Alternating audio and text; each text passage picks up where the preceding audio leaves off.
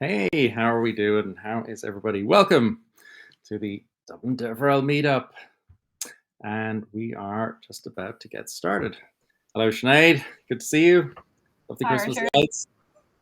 Many happy returns. And I'm wishing that I had some myself, but there you go. And we're also joined by Johannes, who is our speaker for this evening. Johannes, how are you doing? Hello, I'm good. Doing good. Cool. Okay. Awesome. And thanks to everyone for joining and saying hello. So I'm going to do a quick introduction, and then we're going to get started. And we have a few extra little Christmas activities this time round, set up by Sinead. Thank you so much. You're very welcome. Okay, cool. Alrighty. For those who are first joining, welcome to our monthly meetup. And I want to thank our founding sponsor, Contentful, the composable content platform, who is a great supporter of Meetup. Thank you so much. This is a virtual meetup, and the reason for that is to make it inclusive. Although everybody loves pizza and beer and all that sort of stuff for in-person meetups, the nice thing about doing it virtually like this is we can have speakers from all over the world and an audience from all over the world, which is really, really awesome. If this is your first time, you can, and you want to chat, you have to log into the broadcast platform, and then you'll be able to chat, so you have to register to do that. Otherwise, you can just watch anonymously. This is a community meetup. We sponsor and run it, but it is very much about the community and community participation. And it's all about developer relations. Learning how to do developer relations and learning from each other and from our communities. And I also want to thank Vito, as always, for hosting us. And it's always good to get everybody together on the stream. So this is our final one for the year. And very happy to see everybody here. So, as it's the final one, we're going to do a little bit of a Christmas special. So there's going to be a Christmas bingo and a true or false quiz. So this is to maximize the mayhem for Christmas. So we have unique bingo cards to send to anybody in the audience who's logged in. Sinead has shared her email address on the chat, or will do soon. And if you send her an email with bingo card in the subject, she'll reply with your card. Open your screen, print it, use whatever tool you like, mark each word. When you hear Johannes use the word, Johannes has kindly agreed to be our victim here. It doesn't matter if the word is repeated, just mark it when you hear it. Obviously, these are all on the theme of developer relations and all that sort of stuff. Not all of them. When you hear all the words, type bingo in the chat, and Sinead will release a fireworks display. And there will be a small Amazon gift card for the winner, so pay attention. The true or false quiz is more just for your own entertainment and testing your wits. Sprinkled throughout the evening, there will be a couple of random true or false questions, starting with Johannes' introduction, which I will now do. So, Johannes, thank you so much for agreeing to talk. We're so delighted to have you here. We asked Johannes for his bio, and he sent us 14 words. 14! So Sinead had a little bit of time this afternoon, and she wrote something slightly more prolific. But you have to judge which parts are true or false.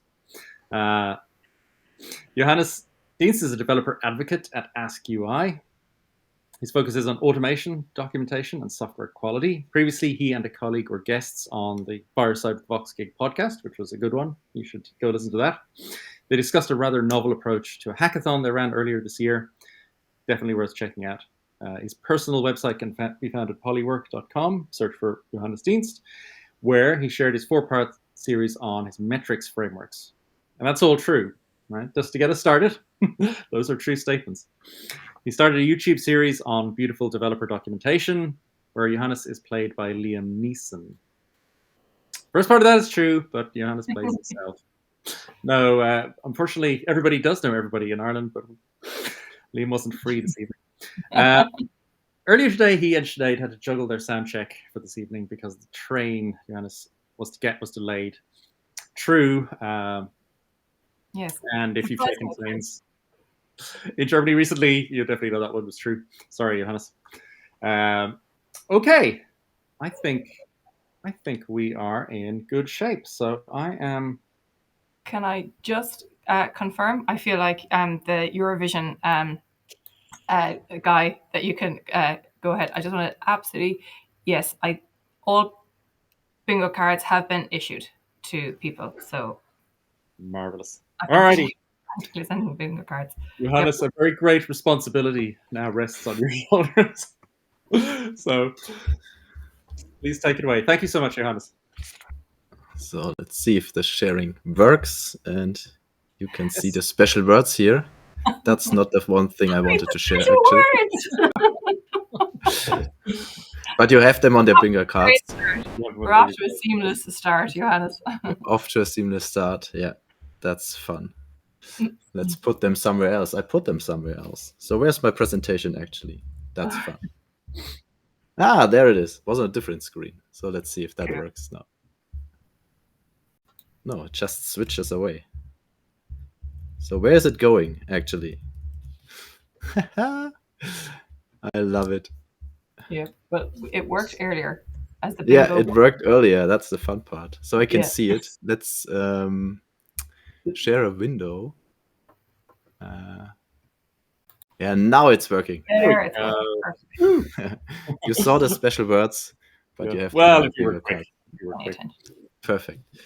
So yeah, I hope you got some great St. Nicholas gifts.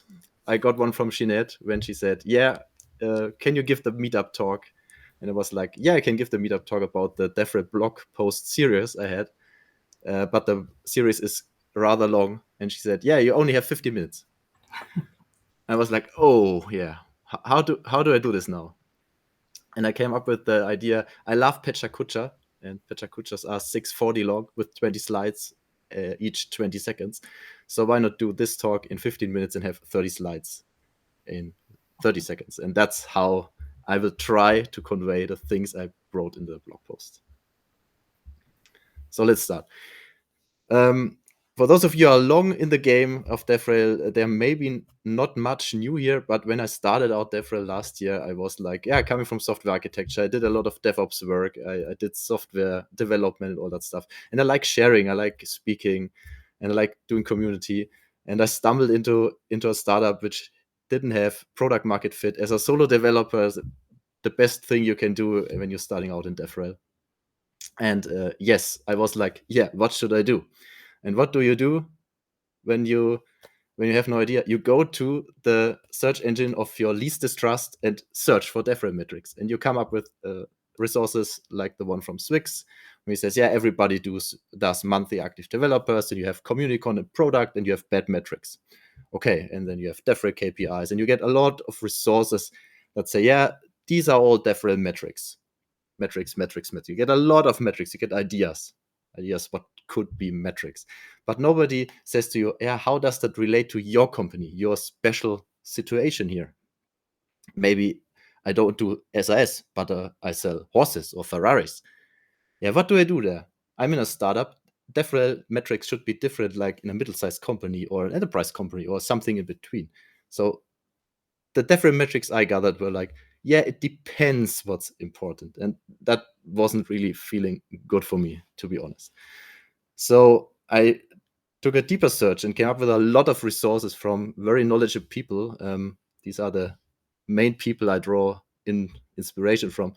Kim Maida, and she did DevRel at Ionic at the C-level. Kurt Campbell, Vera Tiago, Reto Meyer, Mary Thengwell, James Parton, and Karen Lefko, which wrote the DevRel Developer Relations book. And I drew a lot of inspiration from those people. And this culminated in, okay, let's write this down in a blog post series. So the goal for me was to create a framework for me, which I can take and apply to my situation, and which could also work in something like a startup, a middle-sized company, up to an enterprise. Just a framework so I can get started and know what I'm actually doing. That was the idea behind it. Because as it seems, and there was a funny DevRel metrics panel where they talked about everything except metrics, because even for seasoned DevRel veterans, it's hard to actually see what they're doing.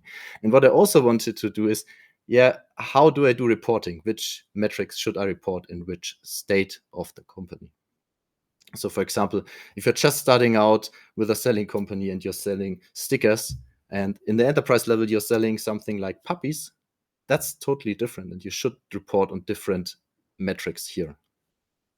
So that was the goal when I set out.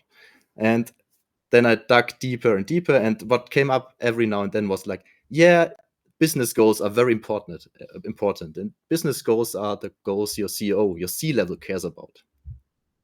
So they have their specific metrics where they can talk to investors, for example, or stakeholders, like if you're selling options at the stock market. So when they're talking about business goals, it's always related to dollars, I would say, like money. Business goals are always money. And usually there's one specific metric, like the North Star metric, or Kemida calls this keystone metric, where it says annual recurring revenue, for example, or how many chocolate have I sold in a year. That's how they measure. This is a very specific term. They talk in money.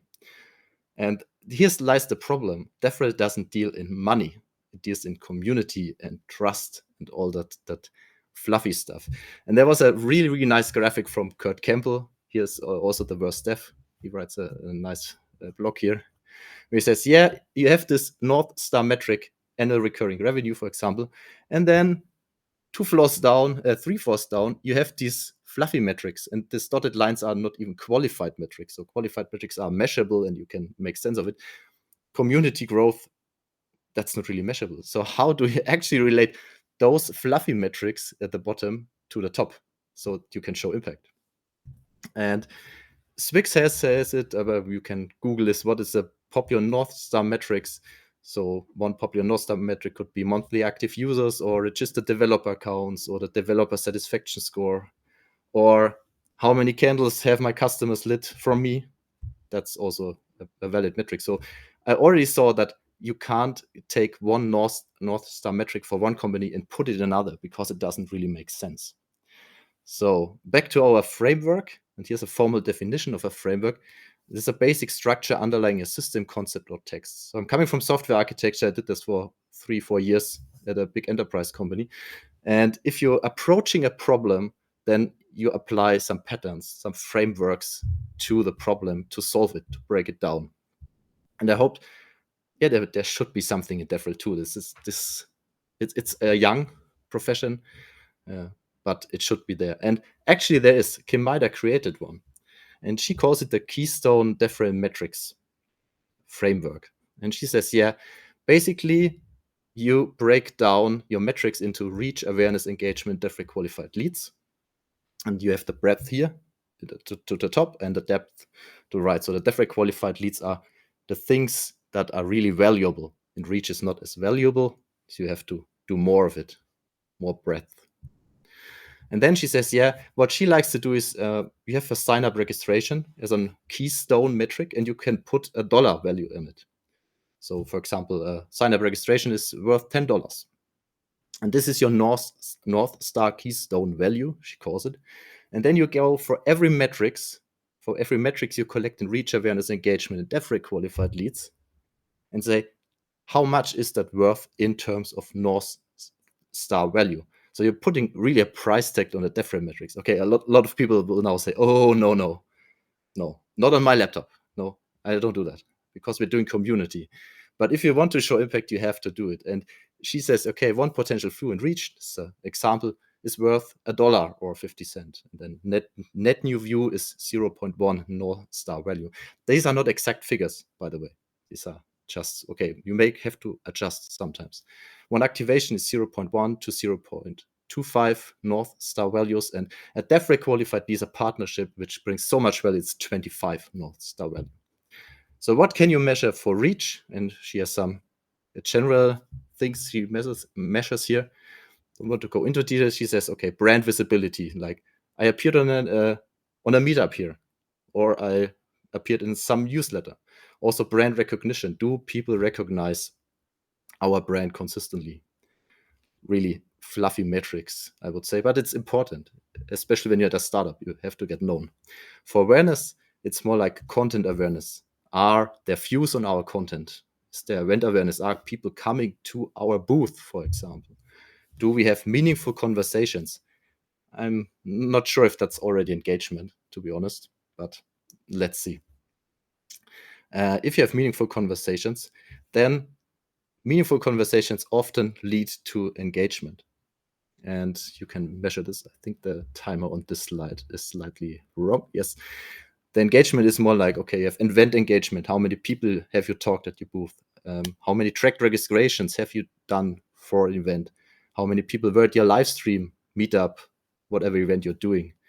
Your commitment to content, new newsletter subscribers, for example. Or if you're more on the engineering side, like doing SDKs, integrations, and that stuff, how many downloads of libraries do you have?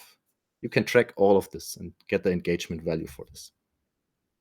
And finally, DevRel qualified leads. There's this article from Mary Thengwell where he explains what this is, but basically it's leads you get from your DevRel department into your sales product and get some feedback there, get customers there, get users there. Also partnerships like influencer partnerships or community partnerships, use that up. And of course, community things like community ambassadors who basically do advocacy for you. I like this framework from Kim Maida. The problem here is that's not what I'm actually doing in a startup for me personally. I'm doing more developer experience documentation because that's what lacks at the moment. Then I want to show internal impact, like how many feedbacks I've given, how is the sentiment from our customers we currently have. And I also want to track the changes that followed. For example, is that feature now faster than Ferrari? And then I also like to measure direct impact. And I took a page out of Kurt Campbell here. He describes developer experience audits. And he says, yeah, these are very important. I do this every other week. Try something specific and get a good grip, get good feedback to product. That's direct impact for me. And also, if you're able to track your content, and you should with UTM links and also with tracking on your website, you can show direct impact and actually link these vanity metrics, some people call this, to all up the tree to the annual recurring revenue. So if you use a framework like Kim Maida and all these direct impact and internal impact things, you actually can relate some of the metrics up to annual recurring revenue. And that's the goal, show impact. Somebody said, yeah, DevRel is always a cost center. And I might agree, but we should grow up somehow, as Jeremy Weiss said. So still, I was not really satisfied with that because I'm a startup enterprise company. How that does it relate? And then I found a talk on YouTube from Vera Tiago, and there's also a blog series about it. I have linked everything in the sources here, and also you can read up on this. She basically says, okay, you have to think about what you do in maturity of your product and maturity of your community. So if you have a new product in a forming community, like in a startup, acquisition is most important. It's the most important thing you should focus on, and adoption, to get users on your platform, to your product, to get feedback. Education is not as important because your product might not have product market fit yet. So education is cool, but it might change a lot and create a lot of maintenance thing. Also, retention is not that important because of that. If you have a major product, then basically you have product market fit. You have a growing community, so the community is growing. Acquisition becomes not that important anymore, but more like adoption. And then if you have a stable product, you can do a lot of educational content and improve the developer experience also by that. Intention becomes a little bit more important, but still, educational content is the most important thing. And the third thing is major product and a major community. That's basically the goal where you like want to scale your user base. Acquisition, as always, and adoption is important, but not as important as education, also retention. Because if your users are stable, they probably get to the scale phase of the developer experience journey. And this is where you want your users to have. So retention is very important, that the developer experience is great and they actually can scale. So what I created here, it's not all is roses here, but I created a presentation, DevRel metrics presentation template, where I collect all the metrics I gather for my specific situation here, and you can get it for free here because it's not that important to keep propriety, and where I put everything in once a month and can do reporting on the spot and show impact. So this was a broad overview over the 4 articles I wrote. You can get even more sources from the sources I linked in these articles, but I hope you get some idea on how to set up your DevRel metrics framework or DevRel metrics tracking and actually show impact and not be like, what should I actually do here? Like the one on the right side, but more like, yeah, I actually have an idea what to do here. You can get the written form of this DevRel metrics guide here under the link. I linked it. You can photograph it. If you want to agree or disagree with me, I'm pretty sure I got a lot of stuff wrong because I'm not as long in this profession as a lot of you. I like to start a DevRel metrics podcast. So if you want to be a guest, come here, because DevRel metrics are so important and I really like to talk about it. And I think I got the 15 minutes, and I think also got all the words in. Yeah. So just, if this is your, it may not have seemed like what Johannes was doing was kind of amazing, but if you ever tried to give one of these, the slides were going automatically. Yeah. He wasn't pressing the button, and he had to keep going, whatever happened. Well done. That's very impressive. The most impressive part was I had given him code words that made everything unique, right, on the bingo cards, and he got practically all of them in, like Ferraris, St. Nicholas, puppies. Like, it was just brilliant.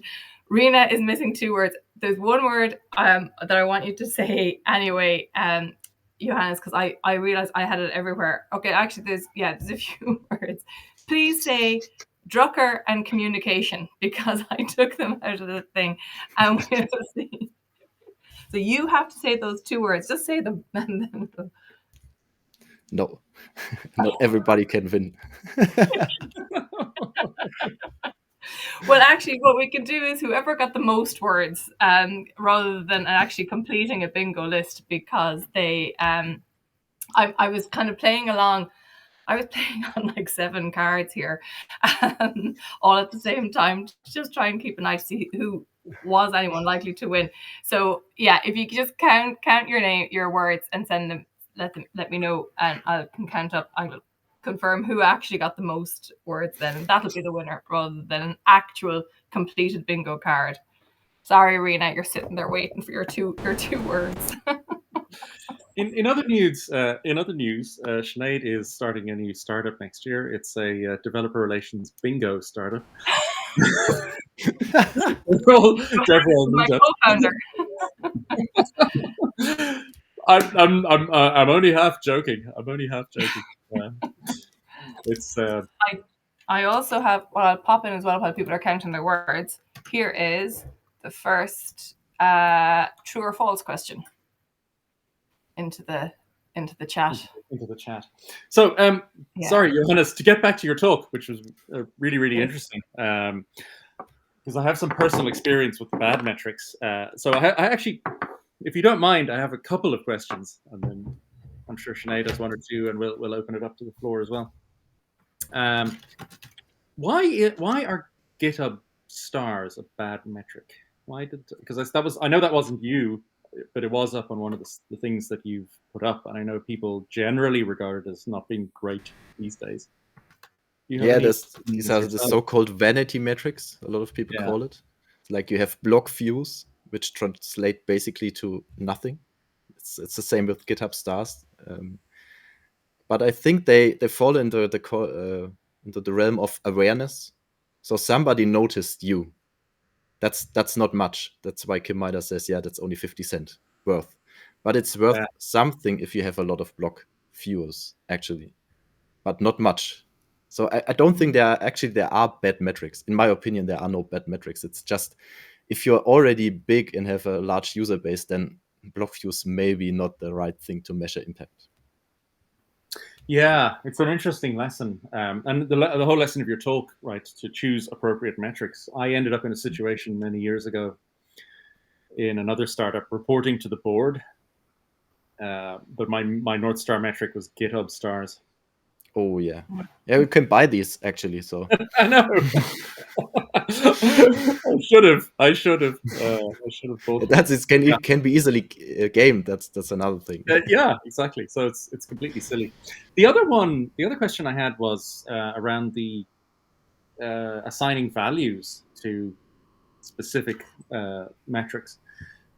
How do you assign the values? Do you just gauge them based on economic outcomes, or is there a formula? What or do you just guess? Yeah, so you have to read the whole article of Kim Mider, I would say, from Kim Mider. That would be cool.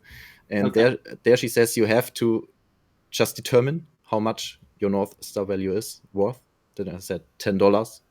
You actually know you from experience how much a user is worth. That sounds pretty stupid if I say it that way. Forgive me, I'm not a natural language English speaker. So you actually assign a value, you can do that. But it's a little bit of guesswork, and you have to estimate and also adjust on the go. So it's not an exact science, I would say. I suppose you could use, the lifetime value metric for SaaS, right, where you measure the total revenue you get from a user. Yeah. I suppose you could. That sounds so awful. Yeah, I know. None of them are good though. Nothing is good. Nothing is good. Yeah, it is an interesting approach. It is an interesting approach. Do you think, have you used you came up with the framework and you have your own set of metrics now. Have you used them for a number of months, and are they stable, or do you think Q1 2024 you might make some changes? I hope we make some changes so we get out of we don't have product market fit yet. I see that on the horizon, so I hope it happens. So I have to adjust my metrics. I used it all since when I wrote the DevRel metrics post. I'm not sure when I did this. It should be summer somewhere. So it's actually a few months. I'm quite happy with it because even if I don't have to report to C-level at the moment, I actually can show myself what's changing. That's a nice thing. And I also have to say I didn't invent the framework, so I'm standing on the shoulders of giants here. So like the Kim Mider framework was great, and then I added some additions to fit more into the thing that I was missing. Like the OM startup it doesn't make sense if you don't have product market fit to measure monthly active developers. Yeah. Because sometimes they stagnate or even go down because it's not the right thing you're building at the moment. Yeah. And that's the thing about product market fit. If anybody in the audience has also been in that situation where you're doing a startup and you have a product and you're trying to look for product market fit, not looking at myself or Sinead at all. We've never been in that situation. Yeah, it's interesting when you have product market fit. There's no doubt, is there? Right? It's 100%.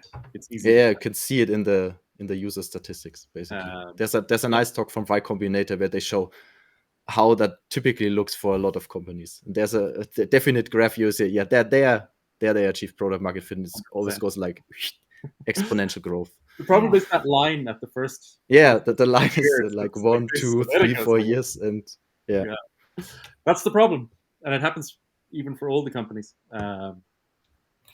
Cool. Okay, Sinead, I don't know if you had any. No, I do have a question. It's kind of like on that and that line, Johannes, for the few years. Okay, and so therefore the metric, and then is that education or awareness or reach and stuff, and that's that I think is the value of that framework, that you're kind of putting all of those things in context for a business. But that's difficult. Like, how have you anything to share from Ask UI about how do you remain calm when you're doing activity that isn't resulting in this line going up, and how do you reassure yourself that actually That's basically all I do, more or less. yeah What I can measure, and that's why I added direct impact and internal impact. I can measure how the product improved. So when I do a developer experience audit, I can see, okay, the front end improved. So we had some holes in there. So we had to fill out a form in our backend, in our no-code tool. And yeah, there was no explanation on the no-code tool. What does this input actually do? And I said, yeah, okay, in the developer experience audit, I found out, okay, the user experience on this page lags. And then the week later, it was already better than that. And we had some more documentation because I wrote it.